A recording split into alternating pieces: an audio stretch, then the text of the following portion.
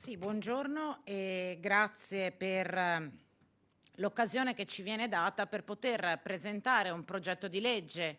a mia prima firma, ma sottoscritto ovviamente da tutti i colleghi del gruppo del Partito Democratico, che abbiamo voluto depositare per tentare di dare un segnale molto politico rispetto ad una questione cruciale che riguarda il mondo del lavoro e in particolar modo le giovani generazioni che provano ad entrare appunto nel mondo del lavoro. In particolare questo progetto di legge si riferisce alla regolamentazione su base normativa di quelli che siamo abituati a chiamare come tirocini extracurricolari o stage, e cioè quella modalità di ingresso nel mondo del lavoro che viene riservato ai giovani che hanno già esaurito il loro percorso formativo e che attraverso un periodo di lavoro e formazione possono essere inseriti nel mondo del lavoro. È un tema cruciale dal nostro punto di vista, a maggior ragione oggi dove anche gli ultimi dati della Caritas del rapporto pubblicato poche ore fa ci raccontano di come il problema dei lavoratori poveri sia una grande questione con la quale dobbiamo misurarci. Ecco, noi abbiamo ritenuto indispensabile presentare questo progetto di legge proprio per provare ad arginare un fenomeno molto diffuso che lega l'utilizzo dello strumento dei tirocini extracurricolari a delle forme di sfruttamento che molto spesso condannano i giovani che vi accedono a non poter ottenere nel periodo del tirocinio una indennità tale da poter garantire loro il sostentamento basilare. La prima precisazione che vogliamo provare a fare, se funzionassero le slide.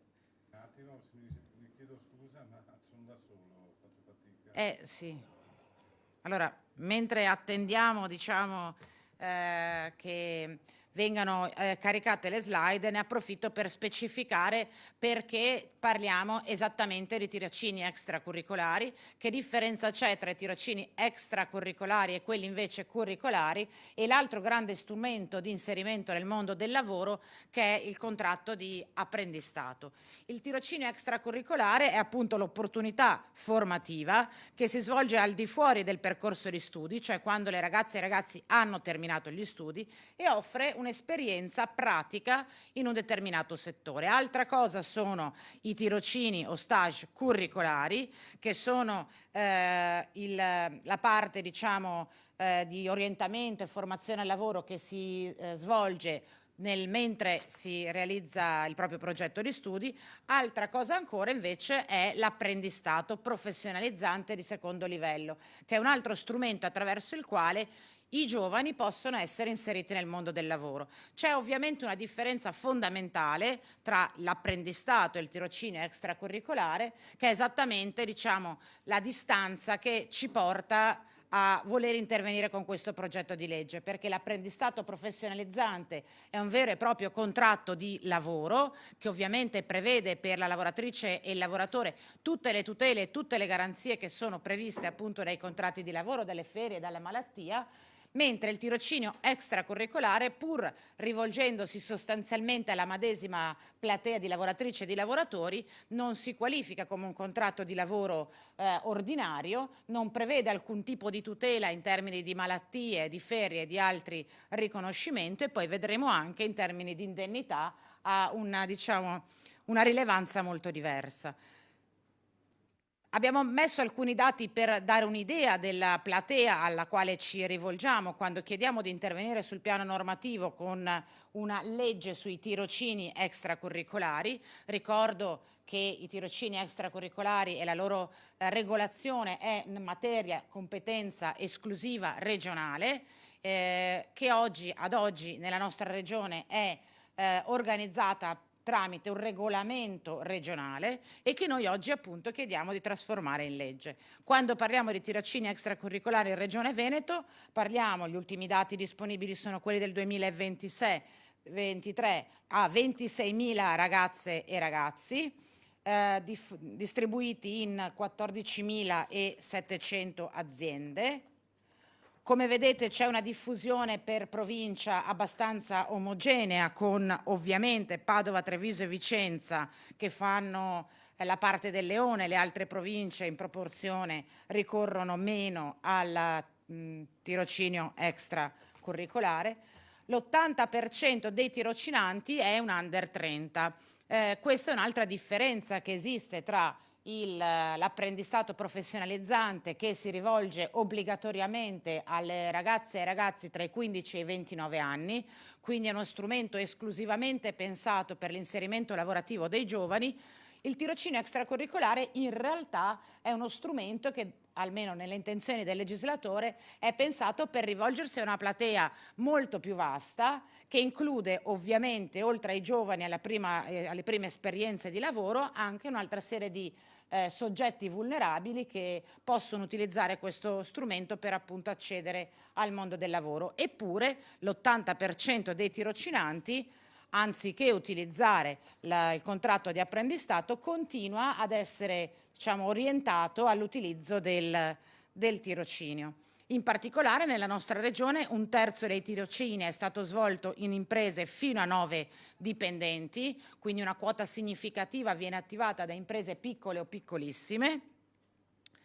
Le imprese con 9 dipendenti sono quasi la metà delle imprese ospitanti e la durata media dei tirocini che abbiamo registrato nel 2023 è una durata che varia dai 3 a 6 mesi. Ci sono anche dei dati incoraggianti rispetto alla capacità e all'efficacia che questo strumento ha poi di produrre un contratto di lavoro. In base alle analisi e alle statistiche rese pubbliche da Veneto Lavoro, noi sappiamo che l'80% dei tirocinanti trova un lavoro entro 12 mesi dalla fine del tirocinio, molto spesso questo avviene addirittura entro i 30 giorni. Nel 45% dei casi l'assunzione avviene nella stessa azienda nel quale si è svolto il tirocinio. Un dato però che deve far riflettere è che la stragrande maggioranza dei ragazzi e delle ragazze che hanno fatto il tirocinio e che vengono assunti al termine del tirocinio vengono assunti con contratti di apprendistato, quindi con quello che dovrebbe essere lo strumento ufficiale per accedere al mondo del lavoro, oppure con contratti a tempo determinato, quindi comunque con contratti precari. Noi siamo partiti da questa analisi, poi andremo brevemente a vedere quali sono le proposte concrete che noi inseriamo nel nostro progetto di legge. Siamo partiti da questa fotografia sostanzialmente ponendoci alcuni obiettivi che poi appunto proveremo rapidamente ad illustrare. Il primo è: se è vero che il tirocinio extracurricolare più o meno come l'apprendistato professionalizzante, e questo più o meno vuol dire con meno tutele, con meno garanzie, con meno retribuzione, serve ai giovani per entrare nel mondo del lavoro, deve essere chiaro che è uno strumento che deve agevolare i giovani, non deve prestarsi a forme di sfruttamento. Cioè il tirocinio extracurricolare deve essere sì un periodo nel quale le ragazze e i ragazzi attraverso anche attività formative entrano nel mondo del lavoro, imparano un mestiere. Non può essere un periodo nel quale queste ragazze e questi ragazzi vengono lecitamente sfruttati. Per questo la prima proposta che noi avanziamo è quello di alzare in maniera significativa l'indennità minima prevista per i tirocini extracurricolari. È competenza della Regione decidere quanto deve essere l'indennità minima riconosciuta ai tirocinanti. In questo momento la Regione del Veneto riconosce per regolamento a queste ragazze e a questi ragazzi un importo minimo di 450 euro al mese per tirocini che arrivano anche alle 40 ore settimanali. Ora, credo sia evidente che nel momento in cui si chiede a un ragazzo, seppur in formazione, di lavorare per un mese intero a soltanto 450 euro al mese, stiamo, dal nostro punto di vista, mascherando dietro il ricorso al tirocinio una forma di sfruttamento. Quindi noi abbiamo chiesto e chiediamo che l'importo previsto minimo per il tirocinio sia alzato a 1.000 euro. E poi abbiamo previsto un'altra serie di meccanismi che nei fatti consentano alle imprese di accedere ai tirocini con limiti un po' più stringenti, per evitare che le aziende utilizzino i tirocinanti al posto della manodopera che serve per lavorare. in modo da valorizzare davvero anche la parte formativa di questo strumento di ingresso nel mondo del lavoro, senza però appunto che si presti ad alcune forme di sfruttamento. Insieme a me oggi c'è Massimo Iovine, che non soltanto ha seguito insieme a me e ai colleghi del gruppo questo progetto di legge fin da 3 anni e mezzo fa, quando presentammo una mozione di questo contenuto in Consiglio regionale. Abbiamo sempre tentato di costruire attorno alla sicurezza del lavoro delle ragazze e dei ragazzi una proposta politica importante. È un esperto di diritto del lavoro e quindi chiedo a lui se ci aiuta, come dire, a orientarci nelle previsioni della proposta di legge, quelle un po' più tecniche, che poi insieme costruiscono la nuova proposta normativa per i tirocini. Prego Massimo. Ma intanto grazie mille Vanessa, ringrazio il gruppo del Partito Democratico per aver presentato questa proposta di legge a prima firma di Vanessa. Allora, è vero che diciamo sono un tecnico, tra virgolette, però comunque sono anche un politico, perché comunque faccio parte di questo partito, quindi se mi permettete faccio anche una considerazione di carattere politico prima di entrare nel dettaglio. E riguarda la questione un po' dei referendum che insomma ci sono appena svolti l'8 e il 9 giugno. Al di là di tutte le varie considerazioni del caso che si sono fatte rispetto all'analisi un po' del voto, qualcuno insomma analisi della sconfitta, qualcuno analisi della vittoria, secondo me però c'è un punto che emerge molto chiaramente dai dati di quei referendum lì, e cioè che 12 milioni di persone, che non sono poche, che sono più o meno i voti che ha preso il centrodestra alle ultime elezioni politiche, si è recato alle urne e ha tracciato una barra su 4 sì rispetto alle 4 schede che rappresentavano i quesiti sul lavoro. Quindi questa è una chiara indicazione, secondo me, su quello che deve essere l'orizzonte anche da parte del nostro partito, del nostro gruppo a livello regionale, ma anche del partito insomma a tutti quanti i livelli, rispetto a quella che è la linea tracciata rispetto alle questioni legate al mondo del lavoro, al mercato del lavoro, al lavoro in senso lato, e quindi puntare sempre di più sulla dignità del lavoro, su un riconoscimento di diritti che purtroppo negli ultimi anni sono stati un po' affievoliti, diciamo, per usare un eufemismo. E quindi diciamo che questa proposta di legge sono diciamo abbastanza convinto del fatto che sia in linea rispetto a questo tracciato, e quindi insomma sono contento del fatto che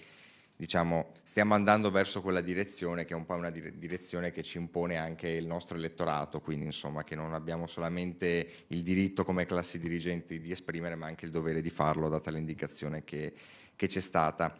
Entrando un po' più nel dettaglio, allora prima Vanessa faceva il riferimento a il minimo dell'indennità mensile rispetto a un tirocinio extracurricolare innalzata a 1.000 euro. Attualmente, come diceva prima Vanessa, il regolamento regionale prevede 450 euro, e diciamo che questa cosa qui va anche un po' nella direzione di assimilare, per quanto possibile, sempre più il tirocinio verso delle forme di garanzia e di tutela previste nel diciamo, lavoro dipendente in senso lato, perché il tema è proprio questo, cioè il fatto che il tirocinio extracurricolare non è un contratto di lavoro, possiamo definirlo un patto di formazione tra un soggetto che è il cosiddetto lavoratore, che comunque in realtà diciamo lo consideriamo tale, però in realtà diciamo è inserito più in un percorso di formazione più che in un percorso lavorativo vero e proprio, e il soggetto ospitante, che è l'azienda che ospita il lavoratore. Poi c'è anche un diciamo terzo incomodo, se così lo possiamo definire, che è il soggetto promotore, che è quel soggetto diciamo che avvia le pratiche per l'avvio della fase insomma di tirocinio all'interno dell'azienda, e che poi ha un po' anche la funzione formalmente diciamo di dover controllare il rispetto e il buon andamento di questo percorso formativo all'interno dell'azienda. E il tema è proprio questo, che molto spesso il tirocinio extracurricolare, più che una vera e propria occasione di formazione per i giovani, ma non solo, perché il tirocinio extracurricolare è rivolto anche a tutte quelle fasce di popolazione che si trovano in situazioni di oggettiva difficoltà e hanno delle difficoltà enormi a entrare o rientrare nel mondo del lavoro, come per esempio i disabili, come per esempio i lavoratori over 50 che hanno perso il lavoro e quindi hanno una difficoltà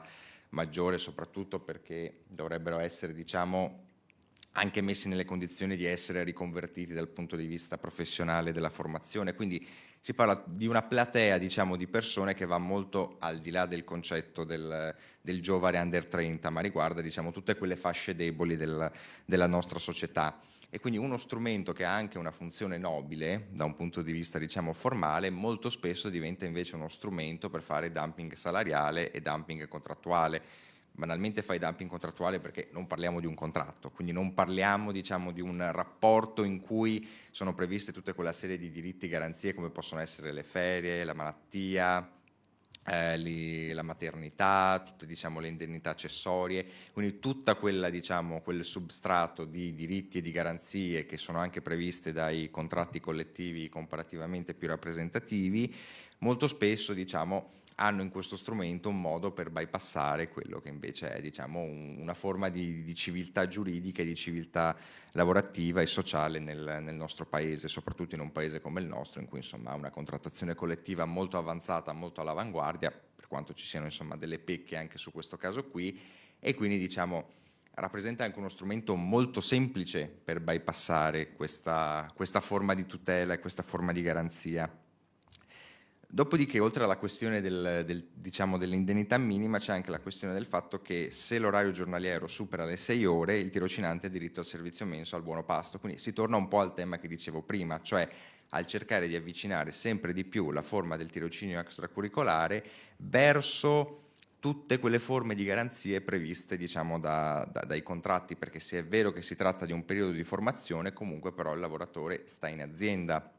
Il lavoratore sta in azienda, svolge delle mansioni, infatti non è un caso che già è previsto l'obbligo per il datore di lavoro di garantire tutte le forme di tutela e sicurezza sul luogo di lavoro previste dal testo unico del 2008, quindi diciamo che effettivamente già qualcosina c'è, non è sufficiente per arrivare effettivamente invece a una considerazione più in senso lato del tirocinante come diciamo un soggetto lavoratore all'interno dell'azienda. Passerei alla prossima slide, che è quella insomma, del divieto di svolgimento di attività di tirocinio in orario notturno. Diciamo che è una ratio importante anche perché noi abbiamo già una legislazione che prevede alcuni limiti nell'adibire lavoratori al lavoro notturno e anche qui insomma si tratta di categorie fragili come per esempio donne in maternità, minorenni, eccetera, quindi già delle forme di garanzia ci sono. Ovviamente tutto questo ha l'obiettivo di fare in modo che, essendo diciamo, l'orario notturno effettivamente una fascia lavorativa molto delicata nel quale svolgere attività lavorativa, effettivamente per un tirocinante che è un soggetto che diciamo, si punta a inserirlo lavorativamente in azienda, quindi il tirocinio è considerato più un momento di transizione, più diciamo che un'attività di svolgimento di attività lavorativa vera e propria, diciamo questo è anche un modo per mettere un paletto a tutela del tirocinante all'interno dell'azienda. Poi la questione dei limiti, perfetto. Allora, limiti numerici per gli ospitanti. Intanto il minimo che di dipendenti deve avere un soggetto per ospitare un tirocinante è quello di avere 2 dipendenti. Anche in questo caso parliamo comunque di una forma di tutela perché, come diceva prima Vanessa, rispetto ai dati che sono emersi, le imprese che fanno più ricorso al tirocinio extracurricolare sono le imprese con meno di 9 dipendenti, quindi parliamo di piccole e piccolissime imprese e questo dato è riscontrabile non solamente perché il tessuto produttivo della nostra regione è un tessuto produttivo caratterizzato soprattutto da piccole e piccolissime imprese, ma anche diciamo per una questione, tornando a bomba al tema iniziale, cioè che molto spesso il tirocinio venne più concepito come una forma di dumping salariale e contrattuale, quindi con meno vincoli, con meno costi per l'impresa. Quindi è anche logico che come diretta conseguenza l'impresa che è molto più agevolata a compiere diciamo, questa operazione di bypass siano quelle più oggettivamente in difficoltà dal punto di vista economico e quindi le piccole e piccolissime imprese. Poi questo non vuol dire che diciamo, fenomeni di abusi e di sfruttamento non avvengano anche nelle grandi imprese, di esempi ce ne possono citare tanti, però effettivamente la condizione economica delle piccole imprese, se non c'è un quadro normativo chiaro, e quindi anche qua il motivo per cui diciamo, si rende necessaria elaborare e approvare una proposta di legge che vada in questa direzione, effettivamente l'impresa poi si muove rispetto anche un po' a quello che è il consentito dal punto di vista normativo. Io dico sempre che non è il diritto del lavoro che deve andare incontro alle esigenze delle imprese, ma sono le imprese che si adattano rispetto a quello che è il quadro normativo. Certo, non bisogna elaborare un quadro normativo che sia troppo stringente, concedendo comunque dei margini di flessibilità, però se i margini non sono troppo stringenti, poi l'impresa si adatta molto tranquillamente, ecco, quindi insomma rispetto anche a una certa retorica sul tema. E quindi anche, diciamo, prevedere dei paletti e dei limiti come questo del almeno 2 dipendenti per poter avere dei tirocinanti in azienda, ma anche altri che sono previsti nella proposta di legge, vanno anche, diciamo, nella direzione di una maggiore garanzia rispetto a quello che è il tirocinante, ma anche rispetto a quella che è un po' la solidità economica e strutturale dell'impresa, perché molto spesso, appunto, siccome si cerca di bypassare quelle che sono tutte i diritti e le garanzie previste dalle forme contrattuali, a quel punto lì è anche molto più facile avere, per esempio, delle situazioni in cui una scarsa solidità economica e una scarsa solidità organizzativa dell'impresa poi arriva effettivamente anche a creare delle situazioni di insicurezza e di disagio anche piuttosto importanti per il tirocinante stesso. Poi c'è il tema delle sanzioni, che vabbè queste insomma le scorro molto velocemente, per mancata indennità, quindi per mancata corresponsione dell'indennità da 1.000 euro lordi, specifico che sono lordi, in una fascia da 1.000 a 6.000 euro, per gravi violazioni, che invece sono tutte quelle violazioni che riguardano un po' i limiti numerici, i limiti imposti rispetto al ricorso al tirocinio, eccetera, tutto quel percorso anche che è molto ben strutturato nella proposta di legge rispetto ai requisiti che deve avere il soggetto promotore, il soggetto ospitante, rispetto anche a quello che è tutto il percorso per l'avvio della fase di tirocinio, quindi dalla fase preliminare fino allo svolgimento in sé del tirocinio stesso. Si parla di interdizione e ammenda fino a 1.000 euro e se recidiva un'ammenda fino a 2.000 euro, quindi insomma il principio è un po' che si raddoppia rispetto a quella che è la sanzione prevista inizialmente. Quindi il tema rispetto a tutto questo è andare nella direzione per cui il tirocinio possa diventare uno step preliminare rispetto poi a quello che è un effettivo ingresso nel mondo del lavoro,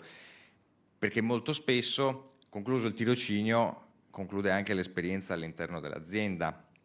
Invece creare un sistema, e questo nella legge è ben delineato anche rispetto al sistema di premialità, per cui se si attiva un tirocinio e subito dopo questo tirocinio si trasforma in un contratto di apprendistato professionalizzante, che poi diventa magari a sua volta un contratto a tempo indeterminato, o dopo un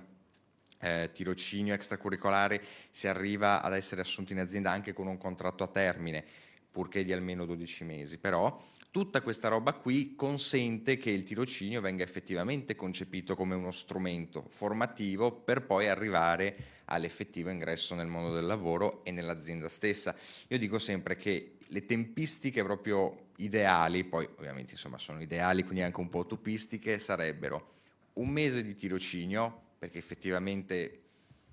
un giovane, ma anche insomma non per forza un giovane, ha bisogno perlomeno di un mese per capire come funziona l'azienda, ma anche dal punto di vista organizzativo, anche dal punto di vista produttivo, quindi effettivamente ha bisogno, diciamo, di un periodo di tempo molto ridotto di un mese per conoscere l'ambiente lavorativo. Dopo un mese di tirocinio, attivazione di un contratto di apprendistato professionalizzante che ha una durata di 3 anni e poi sappiamo che insomma conclusi quei 3 anni l'impresa ha facoltà o meno di assumere a tempo indeterminato il lavoratore. Questo ovviamente dal mio punto di vista sarebbe il percorso ideale. Certo che comunque anche qua qualche margine di flessibilità in più va garantito e quindi credo che questa proposta di legge vada proprio, diciamo, in questa direzione qua. La necessità di una normativa dal punto di vista anche legislativo, quindi di fonte primaria, è fondamentale anche rispetto a quella che è un po', diciamo, la gerarchia delle fonti, cioè un regolamento, essendo una fonte secondaria, non dà tutte quelle garanzie che invece una previsione di carattere legislativo è in grado di dare rispetto anche un po' a quello che è il quadro. Infatti fino ad oggi tutti i tentativi che ci sono stati da questo punto di vista sono tutti quanti miseramente falliti, dalle linee guida che erano state approvate in conferenza Stato-Regioni nel 2017 fino alle linee guida emanate nel 2022 su impulso dell'ex ministro Orlando del Lavoro. Anche in quel caso lì si arrivò in conferenza Stato-Regioni, ma in quella situazione lì addirittura la Regione Veneto impugnò davanti alla Corte Costituzionale quelle linee guida per un conflitto di competenza e vinse il ricorso in Corte Costituzionale, quindi questo fece cadere anche un po' nel dimenticatoio quello che fu un tentativo da parte del governo centrale di provare a normare e regolamentare lo strumento. Oggi siamo qui per provare a dare questa spinta rispetto a una necessità che è quella di fare in modo che non solo le giovani generazioni, ma tutti quei lavoratori o ex lavoratori, perché si trovano magari in uno stato di inoccupazione o disoccupazione,